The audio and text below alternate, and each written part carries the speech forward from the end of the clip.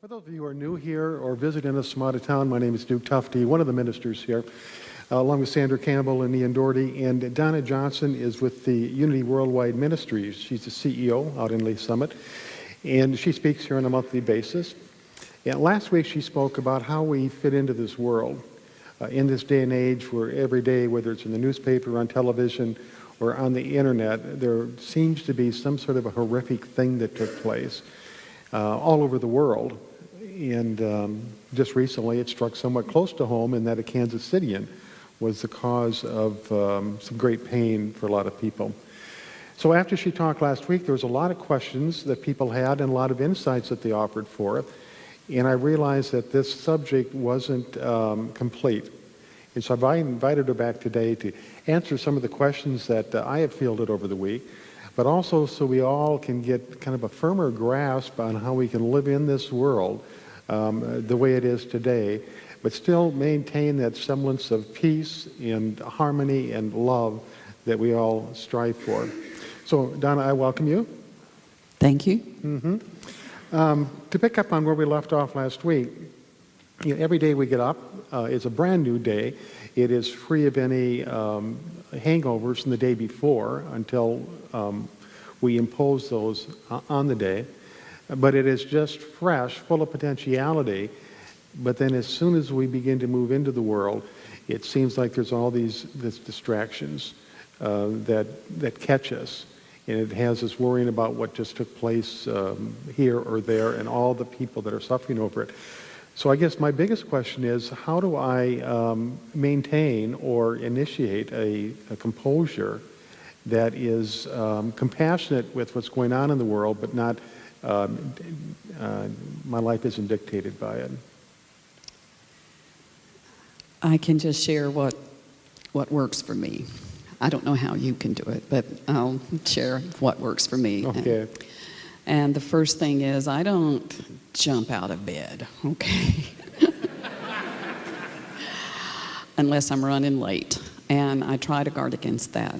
I make full use of that snooze alarm, preparing myself to be able to wake up.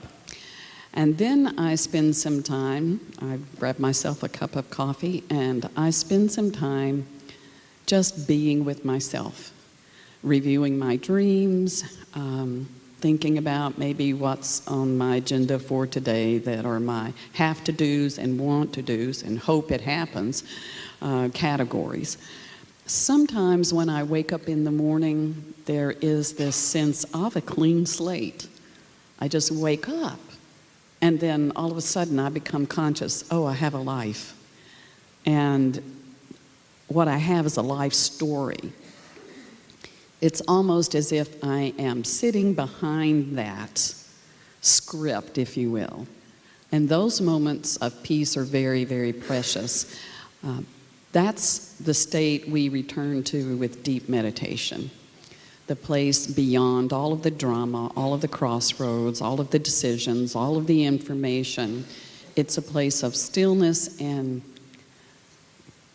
clarity in that we have an opportunity to just view the world without an opinion about one thing or another. So I don't know if you've ever had that, Duke. Have you ever woken up and without even a sense of I am Duke? Oh, yes. Mm-hmm. Yeah, it's kind of cool, isn't it? It is cool.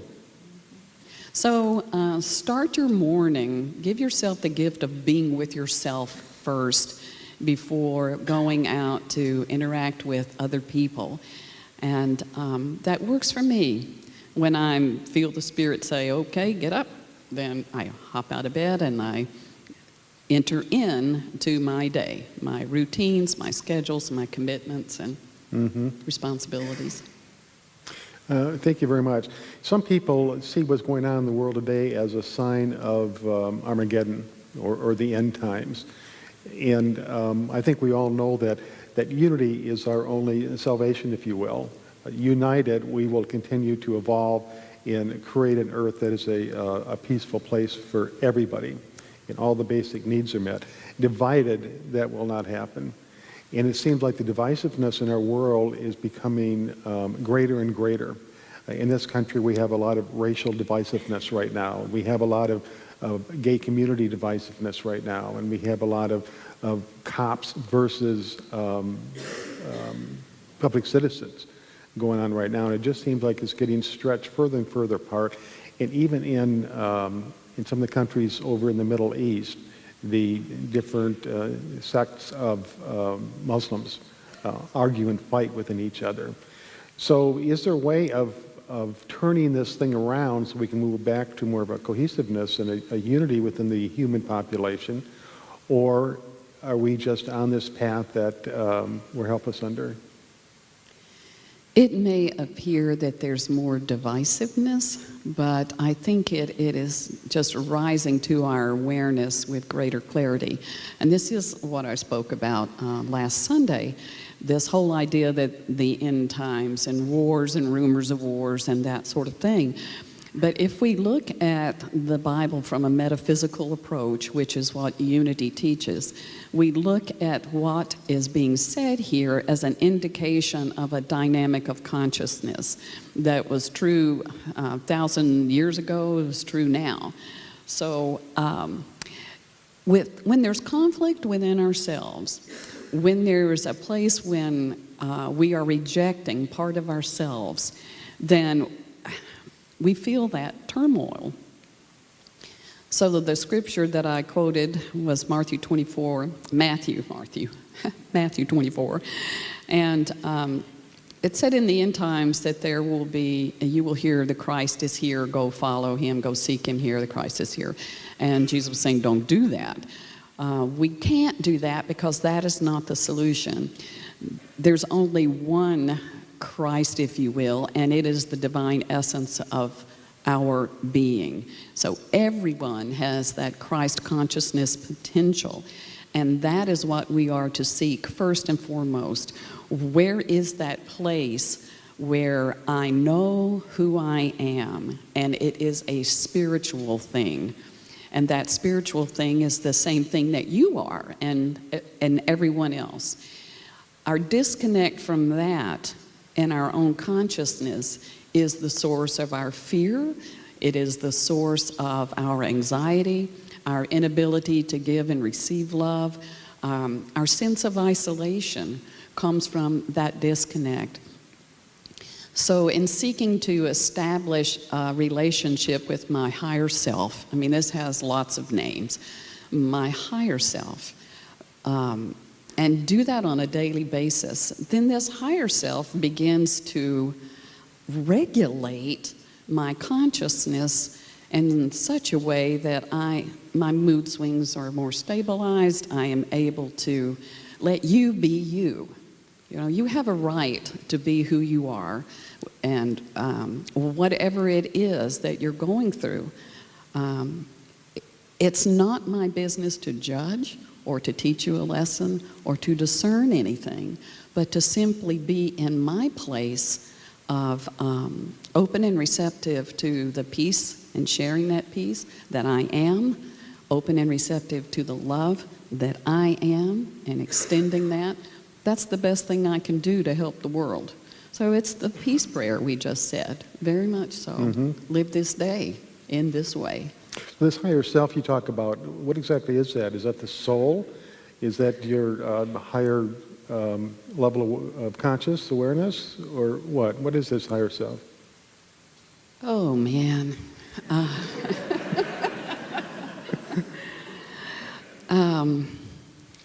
You know, that's the whole purpose, I think, of a spiritual path.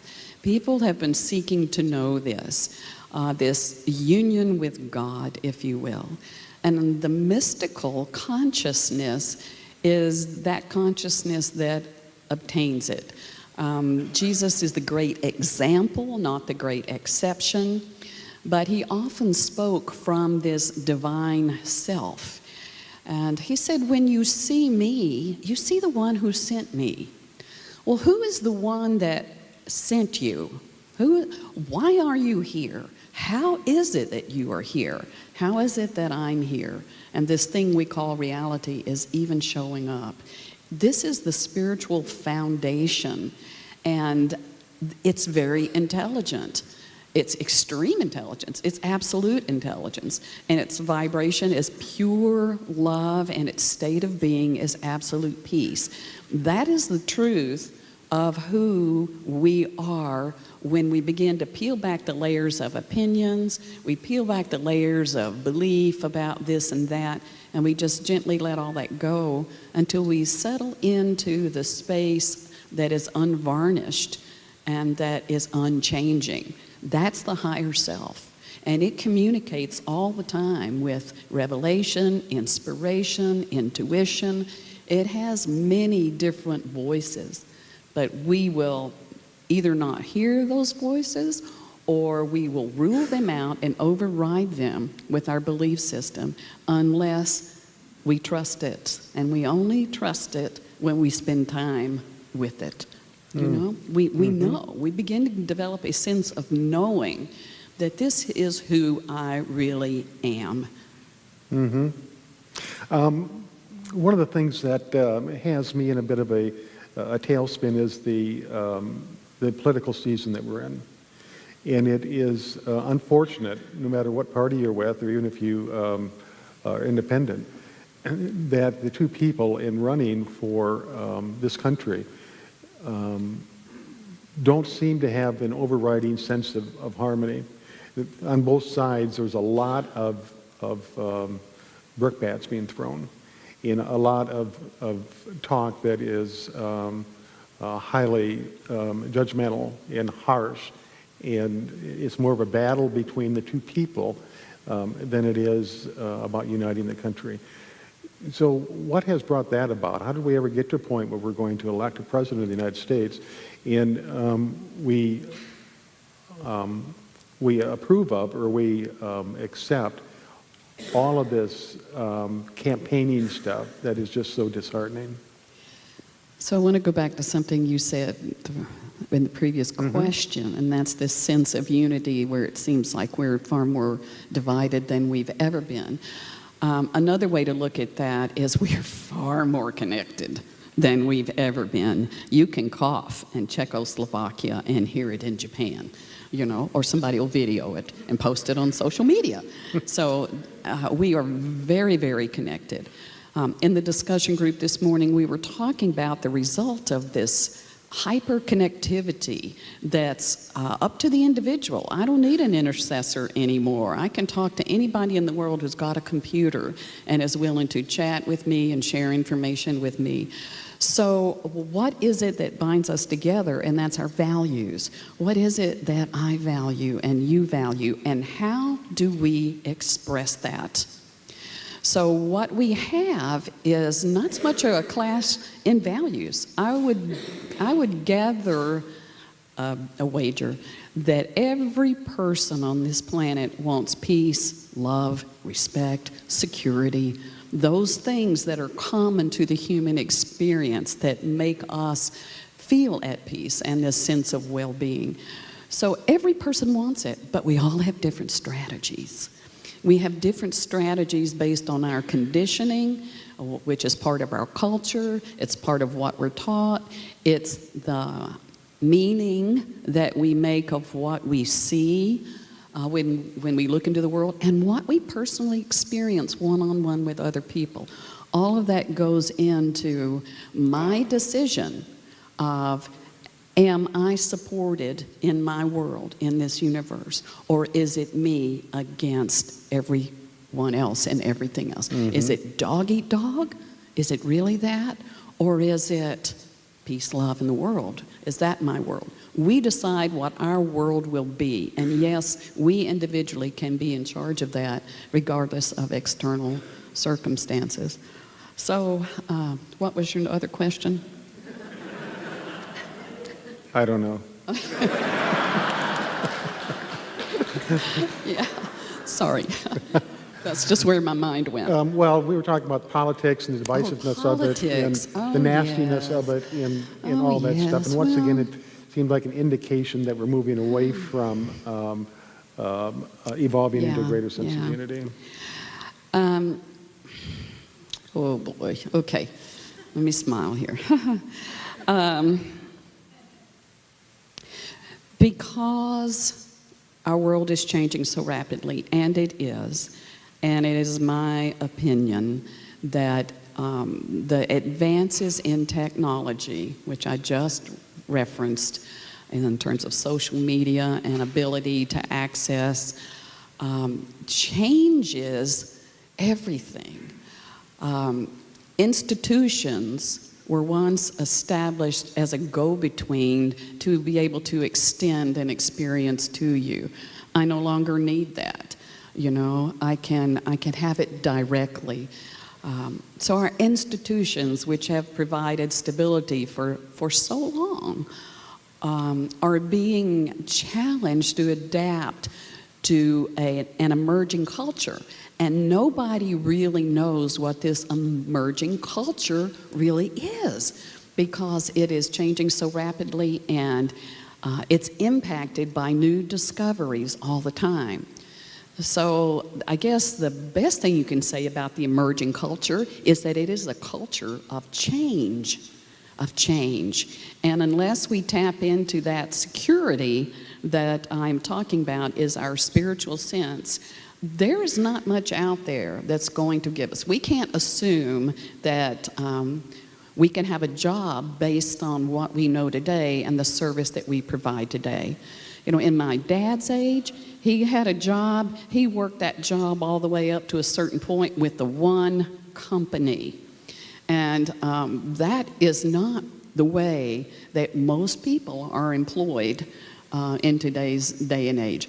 So there's uncertainty, and whenever there is so much uncertainty, there's heightened anxiety. And when there's heightened anxiety, you will hear more rhetoric, you will hear more emotional outbursts, and I think that's what we're seeing on the political horizon, this assurance that America needs something that can be provided. But we have to take responsibility for that ourselves. We can work for our country in the way that we are called, but it's about moving people's energy in the direction you want them to go and making them feel a certain way. If I can make you feel that I've got all the answers, then your anxiety will go down a little bit. And then you'll feel good about me. But the truth of the matter is, I don't know that there's anything I can do except invite people into a conversation and a collaboration so that we can co-create something that is going to move us forward as a nation and as a humanity. So it's about cooperation and collaboration, and you're right, I'm not hearing a whole lot of that, but it starts with me. It always starts with me. I have one more question before we close. Do you think it's possible for us individually and also for us collectively as a country to live in a reality where there are no enemies? To live in a reality that... There are no enemies. Yeah, I think you just decide that. That's a decision you make. You know, we're in charge of the labels that we give. We're in charge of building the framework through which we perceive the world. And there are spiritual tools which help us to, if that's our decision, then how are we going to cultivate that and maintain that?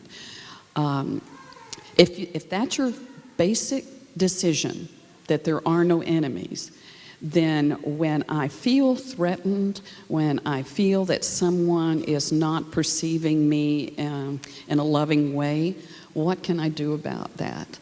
I have to practice my own spiritual practice, which is forgiveness. You know, forgiveness is huge. Yesterday is yesterday. Can I really release it? Well, it may be a deep wound, a betrayal, or something that I feel is just wrong and should not have happened. But I can't change the fact that it did happen. I can't change the fact that this is what happened in my life and my relationship with you. And when you talk about forgiveness, it's always relationship. You know, there's a situation that you're in relationship to, there's people that you are in relationships to, and being willing to just release that and focus instead on the potential that every individual has to shift their energy and to respond to this divine presence that is within us all. Be willing to do that and to do it. And in order to be willing to do that and to forgive yourself and forgive other people, you have to have a compassionate heart. You have to have a compassionate heart. So the opening of the heart is not always a feel-good experience. You know, it can involve a lot of tears. It can involve letting that remorse go and the guilt go.